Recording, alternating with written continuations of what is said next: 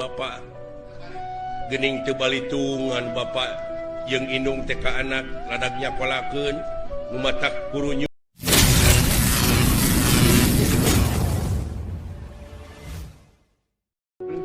Papunten Bapak sembaheun abdi dama-damaeun abdi ieu mah anak karo jadi bapak da moal aya abdi mun eueuh Bapak mudah-mudahan Bapak pun biang pun bapaknya mudah-mudahan